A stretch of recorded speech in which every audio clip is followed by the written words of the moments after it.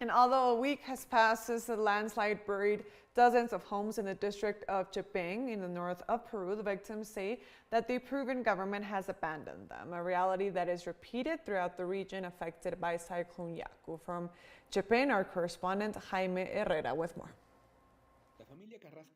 The Carrasco family has been trying for days to recover their goods, appliances, furniture, food, and other belongings that were left underground after a flood and landslide in the Soledad neighborhood in the district of Chepén in northern Peru. There is a bed buried in the mud. Everything's buried.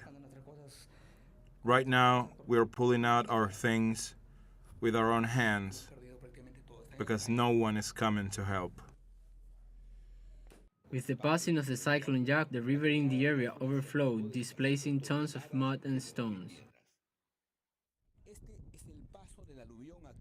This is the path of the flood, here in the district of Chepén, which buried around 20 houses, which are now underground.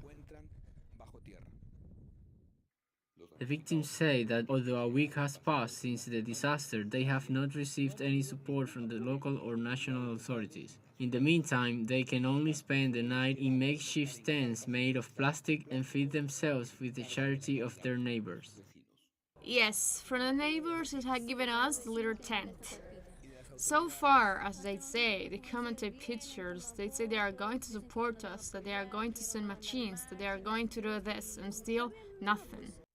Meanwhile, President Dina Boluarte, her ministers, and the regional governor flew over the affected areas by helicopter. Problems are solved on site, not up in the air. Flying in a helicopter and watching is very nice, isn't it? But to go down as you do with your boots and all that is different. That's where you see the real needs of the people, don't you? This scenario is repeated in more than 400 districts in northern and central Peru. According to experts, due to the lack of foresight and misuse of resources, they question that since 2017, the Authority of Reconstruction with Changes invested more than $1.5 billion for these tasks, of which 40% was destined to cover the bureaucracy of that institution. When it rains, the rivers rise and sweep through towns. When it rains, the city fills with water and flows into homes.